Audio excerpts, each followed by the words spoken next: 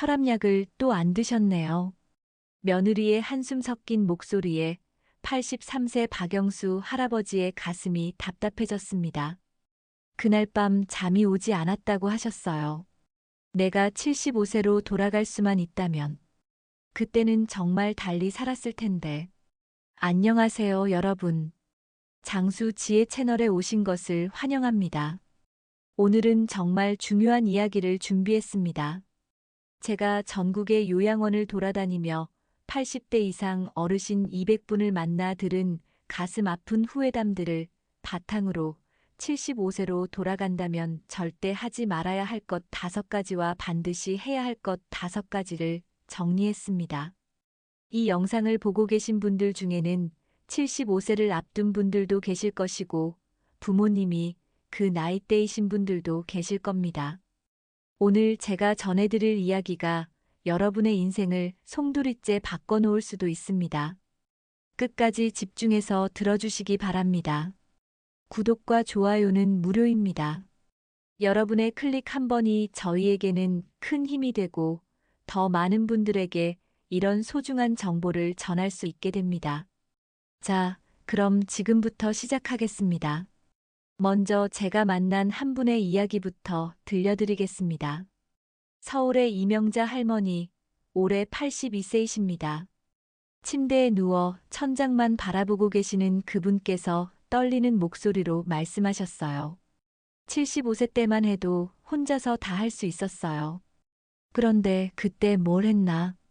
텔레비전만 보고 집에만 있고 자식들 눈치만 보고.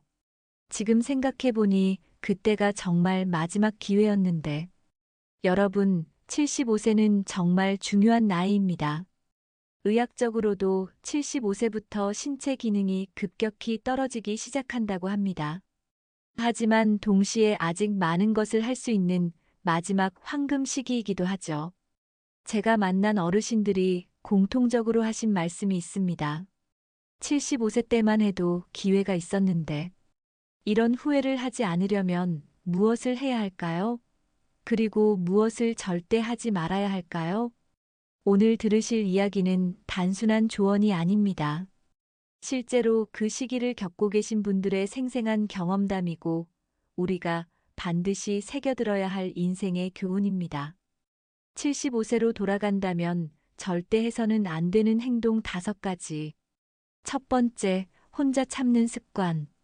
아프다고 말하면 자식들 걱정할까봐. 대구의 김옥분 할머니, 81세는 허리 통증을 3년간 혼자 참으셨습니다. 자식들에게 부담 주기 싫어서였죠. 결국 디스크가 터져 응급수술을 받으셨고 지금은 휠체어 생활을 하고 계십니다. 75세 때 그냥 솔직히 말했더라면 간단한 치료로도 충분했을 텐데 괜히 참다가 이렇게 됐어요. 할머니의 눈물을 보며 가슴이 아팠습니다. 실제로 정형외과 전문의들에 따르면 75세 전후의 근골격계 문제는 조기 발견하면 90% 이상 호전이 가능하다고 합니다. 하지만 방치하면 돌이킬 수 없는 상태가 되죠. 부산의 최철수 할아버지도 비슷한 경험을 하셨습니다. 가슴이 답답한 증상을 6개월간 숨기고 계시다가 심근경색으로 쓰러지셨어요. 다행히 생명은 건졌지만 심장 기능이 절반으로 줄어들었습니다. 애들한테 걱정 끼치기 싫어서. 그런데 결국 더 큰 걱정을 끼쳤네요. 여러분, 75세 이후에는 참는 것이 미덕이 아닙니다. 오히려 가족들에게 더 큰 부담을 주는 행동이에요. 작은 증상도 솔직히 말씀하세요. 그것이 진짜 자식들을 위하는 길입니다. 두 번째, 새로운 것 배우기를 포기하는 것. 내 나이에 무슨. 이 한마디가 뇌를 늙게 만듭니다. 경남 창원의 박정호 할아버지, 79세는 75세 때 스마트폰 배우기를 포기하셨다고 합니다.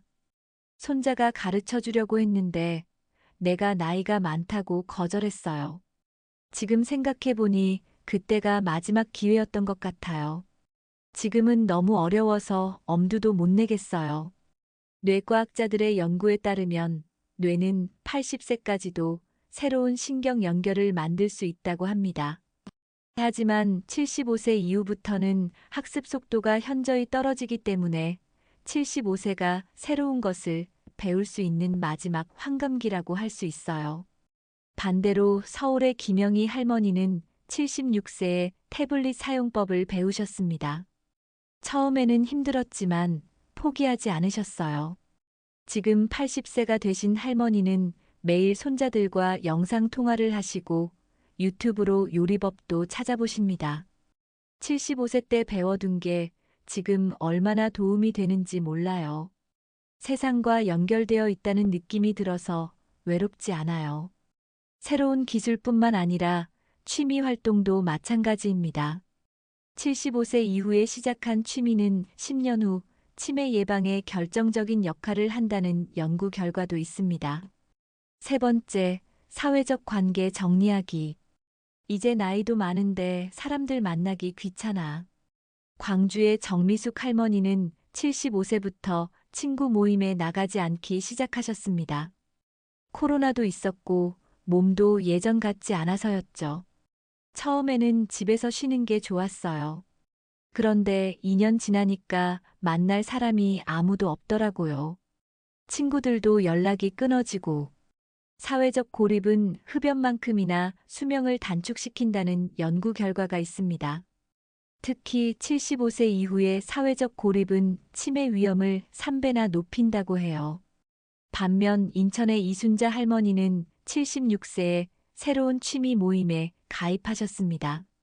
서예 동호회였는데 처음에는 어색했지만 지금은 그분들이 가장 소중한 친구가 되셨다고 해요. 75세 때 용기 내서 나간 게 정말 잘한 일이에요. 지금도 일주일에 3번씩 만나서 서예도 하고 수다도 떨어요. 이 나이에 새 친구를 만들 줄 몰랐는데 사람은 나이 들수록 기존 관계에만 의존하려고 합니다.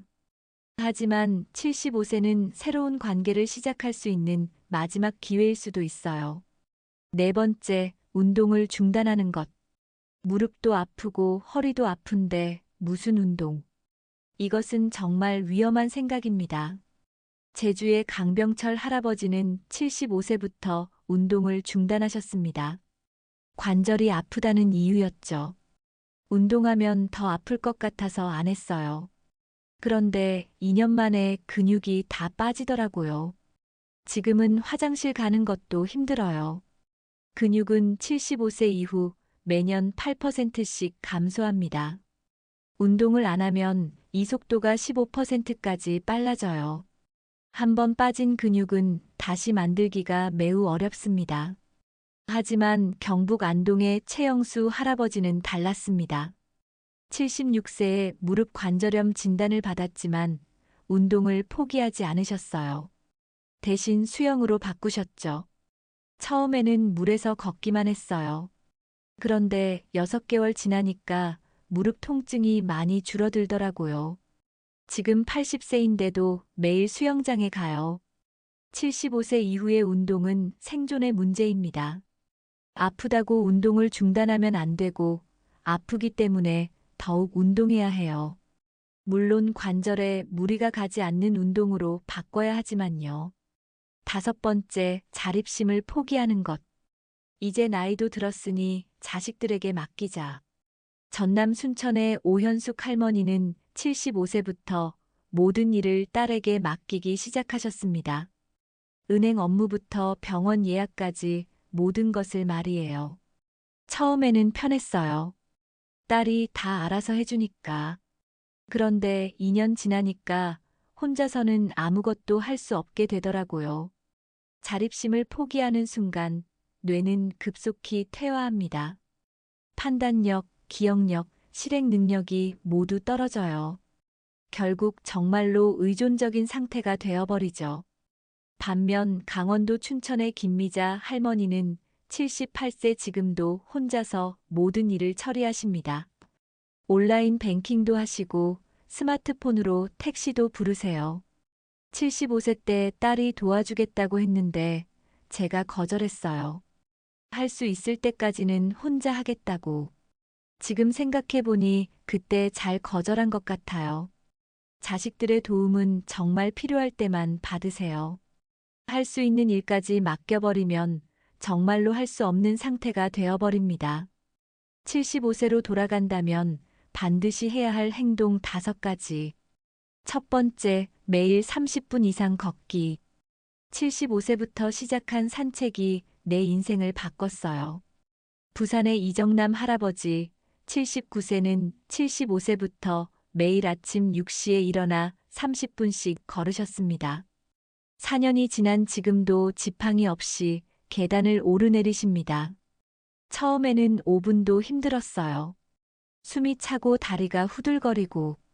그런데 포기하지 않고 매일 조금씩 늘려갔어요. 한 달 후에는 10분, 2달 후에는 20분, 3달 만에 30분을 걸을 수 있게 됐죠. 할아버지의 변화는 놀라웠습니다. 혈압약을 끊으셨고 당뇨 수치도 정상이 되셨어요. 무엇보다 기분이 좋아지셨다고 해요. 아침에 걸으면서 새소리도 듣고 꽃구경도 하고 같이 산책하는 분들과 인사도 나눠요. 하루를 기분 좋게 시작할 수 있어서 너무 좋아요. 걷기는 75세 이후 가장 안전하고 효과적인 운동입니다. 심장 건강, 뇌 건강, 근육 건강 모든 면에서 도움이 돼요. 중요한 건 매일 꾸준히 하는 것입니다. 대전의 박술래 할머니도 비슷한 경험을 하셨어요. 75세에 시작한 걷기 운동으로 우울증도 극복하셨다고 합니다. 남편이 돌아가시고 우울해서 집에만 있었어요. 그런데 딸이 걷기를 권해서 시작했는데 정말 기분이 달라지더라고요. 햇빛을 받으면서 걷다 보니 마음도 밝아지고. 두 번째, 균형 잡힌 식습관 만들기. 75세 이후에는 영양 흡수 능력이 떨어지기 때문에 식습관이 더욱 중요해집니다. 단순히 많이 먹는 것이 아니라 제대로 먹는 것이 핵심이에요. 충남 천안의 김순자 할머니는 75세부터 식습관을 완전히 바꾸셨습니다. 혼자 사시면서 대충 때우던 식사를 하루 3끼 정해진 시간에 챙겨 드시기 시작하신 거죠. 예전에는 귀찮다고 라면이나 빵으로 때웠어요. 그런데 계속 그러니까 몸이 약해지더라고요. 그래서 75세부터는 아무리 혼자라도 밥을 제대로 차려 먹기로 했어요. 할머니의 식단 원칙은 간단했습니다. 매 끼니마다 밥 반 공기, 국 한 그릇, 반찬 3가지, 그리고 하루에 과일 1개씩. 무엇보다 중요한 건 정해진 시간에 먹는 것이었어요. 아침 7시, 점심 12시, 저녁 6시. 시간을 정해놓고 먹으니까 몸의 리듬이 좋아지더라고요. 소화도 잘 되고 잠도 잘 와요. 3년이 지난 지금 할머니는 또래보다 훨씬 건강하십니다. 병원에 갈 일도 거의 없고 약도 거의 드시지 않아요. 경기 수원의 조명호 할아버지는 75세부터 단백질 섭취에 특별히 신경 쓰기 시작하셨습니다. 나이 들면서 근육이 빠지는 것을 막기 위해서였죠. 매일 계란 2개, 두부 반모, 생선이나 고기 한 토막씩은 꼭 먹어요. 처음에는 이렇게 계산해서 먹는 게 귀찮았는데 이제는 습관이 됐어요. 할아버지는 75세에 68kg이었던 체중이 4년이 지난 지금도 그대로 유지되고 있습니다. 근육량도 거의 줄지 않았어요. 같은 나이 친구들은 다 말라서 힘이 없는데 저는 아직도 20kg 쌀포대를 들 수 있어요. 세 번째, 새로운 취미나 학습 시작하기. 75세는 새로운 도전을 시작하기에 마지막으로 좋은 나이입니다. 뇌의 가소성이 아직 남아있기 때문이에요. 전북 전주의 조영철 할아버지는 76세에 바둑을 배우기 시작하셨습니다. 평생 해본 적이 없는 바둑이었지만 포기하지 않으셨어요. 처음에는 룰도 모르겠고 너무 어려웠어요. 그런데 바둑원 선생님이 차근차근 가르쳐 주셔서 6개월 만에 급수를 땄어요. 지금은 온라인 바둑도 둬요. 새로운 학습이 뇌에 미치는 영향은 놀랍습니다. 할아버지는 바둑을 배운 후 기억력과 집중력이 현저히 좋아지셨다고 해요. 예전에는 며칠 전 일도 잘 기억 안 났는데 바둑을 배운 후로는 머리가 맑아진 느낌이에요. 충남 천안의 한미옥 할머니는 75세에 스마트폰 사용법을 배우셨습니다. 처음에는 두려웠지만 지금은 손자들과 매일 영상 통화를 하세요. 카카오톡으로 사진도 보내고 유튜브로 음악도 듣고 세상이 이렇게 넓은지 몰랐어요. 네 번째, 사회활동 참여하기. 75세 이후에도 사회와 연결되어 있는 것은 매우 중요합니다. 봉사활동, 동호회 활동, 종교활동 등 어떤 형태든 상관없어요. 제주의 고순덕 할머니는 76세부터 복지관에서 봉사활동을 시작하셨습니다. 혼자 사시는 더 어려운 어르신들의 말벗이 되어드리는 일이에요. 처음에는 내가 남을 도울 수 있을까 싶었어요. 그런데 해보니까 오히려 제가 더 많이 받는 것 같아요. 보람도 있고 새로운 분들도 만나고 봉사활동을 통해 할머니의 삶이 완전히 달라졌습니다. 우울감도 사라지고 매일이 의미 있게 느껴진다고 해요. 아침에 일어나면 오늘 누구를 만날까 하는 기대감이 생겨요. 예전에는 하루하루가 그냥 지나갔는데 경상남도 창원의 신동엽 할아버지는 75세에 등산 동호회에 가입하셨습니다. 젊었을 때는 산에 관심이 없었는데 건강을 위해 시작하신 것이 지금은 인생의 큰 즐거움이 되었어요. 일주일에 2번 산에 가는데 그날만 기다려져요. 동호회 분들과 함께 산을 오르고 정상에서 도시락 먹고 이야기 나누고 이런 즐거움이 있는 줄 몰랐어요. 5번째, 가족과의 소통 늘리기. 75세 이후에는 가족과의 관계가 더욱 중요해집니다. 하지만 일방적인 의존이 아닌 건강한 소통이 필요해요. 충북 청주의 이봉순 할머니는 75세부터 손자들과 매주 화상 통화를 하기 시작하셨습니다. 처음에는 스마트폰 사용이 어려웠지만 손자들을 보고 싶은 마음에 배우셨어요. 손자들이 학교에서 있었던 일도 이야기하고 제가 어릴 때 이야기도 해주고 이렇게 대화하다 보니 손자들과 더 가까워진 것 같아요. 할머니는 단순히 안부만 묻는 것이 아니라 손자들의 관심사를 알아가려고 노력하셨습니다. 요즘 인기 있는 게임이나 음악에 대해서도 물어보시고 함께 이야기할 거리를 만드셨어요. 예전에는 밥 먹었니? 공부 열심히 해라 이런 말만 했는데 이제는 손자들이 좋아하는 것들에 대해 이야기해요. 그러니까 손자들도 더 자주 연락해요. 강원도 원주의 박철민 할아버지는 75세부터 자녀들과 월 1회 가족 모임을 갖기 시작하셨습니다. 단순한 식사가 아닌 서로의 근황을 깊이 있게 나누는 시간이에요. 자식들이 어른이 된 후로는 겉핥기식 대화만 했어요. 그런데 이렇게 정기적으로 만나서 진솔하게 이야기하니까 서로를 더 잘 알게 되더라고요. 여러분, 지금까지 75세로 돌아간다면 절대 하지 말아야 할 것 5가지와 반드시 해야 할 것 5가지를 알아봤습니다. 이 모든 이야기의 핵심은 하나입니다. 75세는 끝이 아니라 새로운 시작이라는 것입니다. 제가 만난 많은 어르신들이 공통적으로 하신 말씀이 있어요. 75세 때만 해도 기회가 있었는데. 하지만 여러분에게는 아직 그 기회가 있습니다. 75세를 앞두고 계신 분들, 지금 준비하세요. 이미 75세를 넘으신 분들, 지금이라도 늦지 않았습니다. 중요한 건 마음가짐입니다. 나이가 들었다고 포기하지 마세요.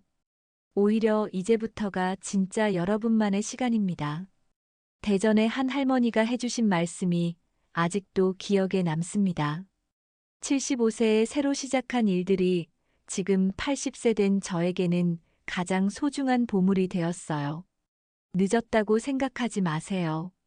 지금이 가장 좋은 때예요. 서울의 김갑수 할아버지도 이런 말씀을 하셨어요. 75세부터 5년간 한 일들이 그 전 70년보다 더 의미 있었어요. 건강도 더 좋아지고 행복도 더 커지고 나이는 숫자일 뿐이라는 걸 이제야 알겠어요. 오늘부터 시작하세요. 여러분, 오늘 이 영상을 보신 것도 우연이 아닙니다. 지금 이 순간이 바로 변화의 시작점입니다. 내일 아침부터 30분 걷기를 시작해 보세요. 미뤄뒀던 새로운 취미를 알아보세요. 가족들에게 안부 전화를 드려보세요. 오늘 저녁부터 제대로 된 식사를 챙겨보세요. 작은 시작이 큰 변화를 만듭니다. 75세는 인생의 마지막이 아니라 새로운 황금기의 시작이 될 수 있어요. 제가 만난 어르신들의 이야기가 여러분에게 작은 용기라도 되었으면 좋겠습니다. 그분들이 75세에 시작해서 지금 80세가 되어서도 건강하고 행복하게 지내고 계시는 것처럼 여러분도 그렇게 되실 수 있어요. 지금도 늦지 않았습니다. 오히려 지금이 가장 좋은 때일 수도 있어요. 이 영상이 도움이 되셨다면 좋아요와 구독 부탁드립니다. 여러분의 소중한 경험이나 궁금한 점이 있으시면 댓글로 남겨주세요. 서로의 이야기를 나누다 보면 더 많은 지혜를 얻을 수 있을 거예요. 건강하고 행복한 하루 보내세요. 장수지혜였습니다. 감사합니다.